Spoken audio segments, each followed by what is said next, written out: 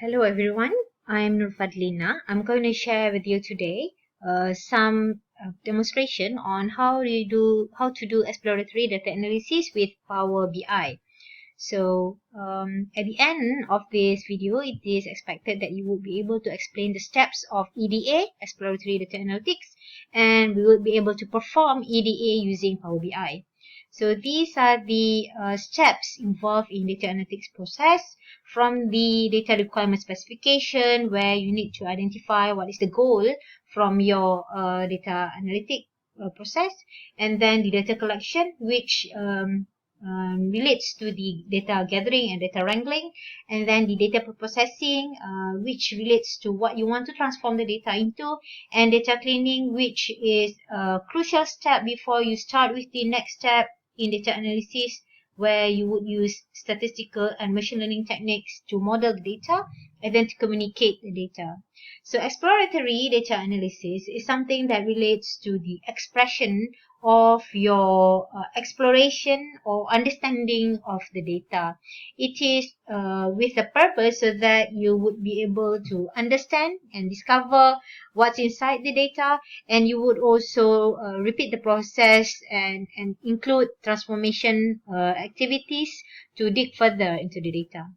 The purpose is so that you will be able to catch the mistakes and anomalies inside the data and to gain your insights, as well as detecting outliers before you start with the modeling of the data. So again, the steps are on to generate questions and then search for answer and use what you learn to refine your question. There are many tools that can be used, for example, Python, RapidMiner, and Power BI. But for today, I'm going to use Power BI. The case study that we are going to use is Titanic survival. So you can use the Data Science Dojo Titanic survival predictor demonstration tool to be able to get a better understanding on what the Titanic survival prediction can do. So the first step is to identify data requirements. For this, you need to pose questions to understand, for you to have a goal on what you want to dig further from the data, and you can set your objective, for example, to develop a predictor model, and you need to decide when you get that knowledge from your model what you want to do with it. Maybe you want to come up with a better calculation for insurance or better decision making on whether you want to board the Titanic or not. Of course, the Titanic incident has been past, but we can use this model, this data set to learn and to model the decision making for something relevant to decision of boarding transportation. For the data preprocessing, we would focus to the cleaning of the data, which involves removing noise to transform the data, extracting data, and adding new features. So the tutorials has been prepared here, and the purpose is to remove unnecessary columns, map values, combine data, change values, and so on. So to start with the tutorial, the first step is for you to load the data. So open your Power BI application and then go to get data. Then in my example, I'm going to use the training data set from Titanic. So I have the data here. So click train and click open. Then the data will be loaded as here. So this is the data. So I'm going to illustrate to you now on what you can do to understand, basic understanding of the data. First step is for you to look at the features. So look at the features and then look at the values. The passenger ID, you can click this button to see what is the data. So this passenger ID, as the name entails, is the index of the passenger. Next, we have the survived feature, the feature name survive, and inside we have two values, 0 or 1. So 0 indicates that the person wouldn't survive, and the value 1 means the person would have survived. Then the passenger class, there are 3 passenger class, 1, 2, 3 as given here, and the rest. So to illustrate to you how the data explorative data analysis is relevant is by using this age information. So if we click on age, we will be able to see this distribution of values, blank, and then points, and then whole numbers. So you might wonder what could be numerical or continuous values means for each. But this can be babies. So you might decide relevant to your data analysis whether you want to focus on the age of the babies or not. Okay, to dig further, let's click on blank. So this will filter the blank, the data which does not have age record. So you can see this by the summarized information at the bottom of your application here. You can see that there are 891 rows, meaning we have this much of values, and then 177 filtered rows, meaning we have 177 rows without age value. And we have also 89 distinct values for each. So there are a few techniques for you to be able to fill up or do data processing. One of the technique is data imputation. So data imputation means that you can recommend or you can identify what is the suitable value for this age by techniques such as mean average and techniques global average or average around the similar values. But for now, let us assume that we don't want this value, so we will remove blank. So to do this, click select all in each and then filter the blank and press OK. So this will only return 714 filtered rows, meaning we have 714 rows which has a value in each. Next, let's look at the fair column. The fair column has many continuous values. The minimum value is 0 and the maximum value is 512.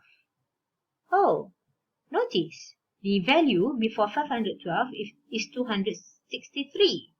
So this may be that person who paid 512, logically either somebody really rich at that time which has a huge gap with the others, or this is possible that there are anomalies or can also be noise inside the data. So to dig further, let us untick the select all and view only the data for 512 and click OK. So this will return only 3 values to you, 3 rows only to you. So we can investigate further in the data. All of these people are the same age, similar age, and they all embarked from the same place, and they all came from this, they all live in this cabin, and they all have survived. So probably this indicates that these people are actually in a group, coming in a group. So the next step that I'm going to illustrate to you is how to change the value of the age into the bin. Okay, so to do this, we'll investigate the type of the data. You need to click on the left side of the model and then go to age. In yours, the bin is not there yet because I have done some operation before this. So click on age. Then you can see that the data type is a decimal number. Let's say you want to focus on whole number, so you click whole number and then go down and click yes. This will give you age. This will give you age as a round number. So let's say here I change this to whole number. Then I save yes. So my data will be transformed. The next step, let's say I want to change this value because I know that the value for age is ranging from 0 until 81.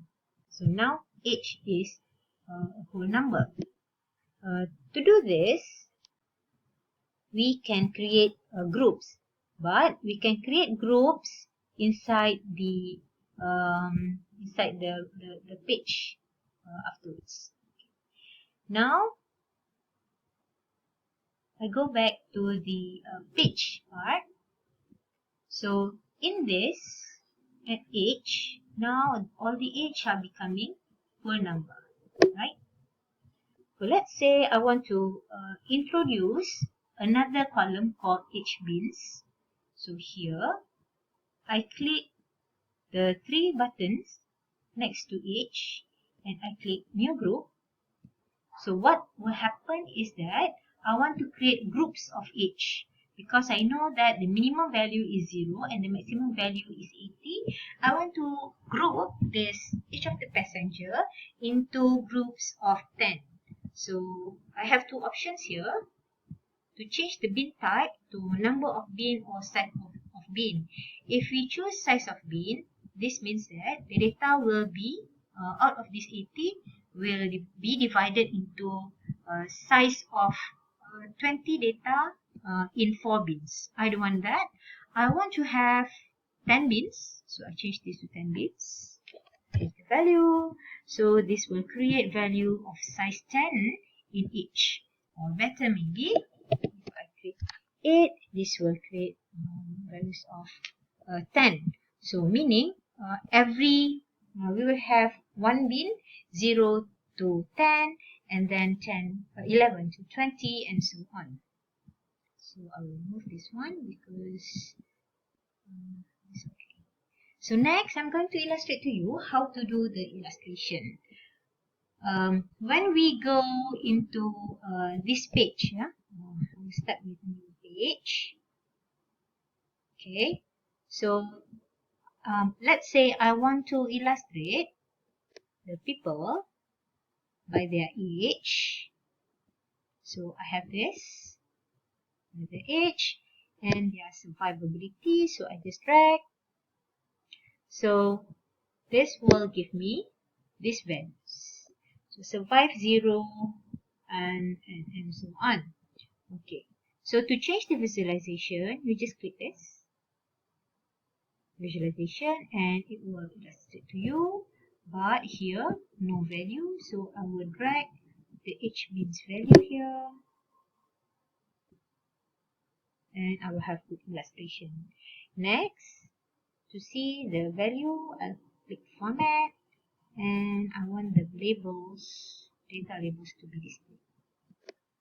So this is one example, one illustration. This is to display the number of people by each that who has survived and not survived by each age value. I can change the visualization also by just clicking here. So we can see this. Let's say I want to start another illustration. So I can click page. So I have created examples previously to save time. So here I choose the pie option. So for the pie option, I want to illustrate the passenger class.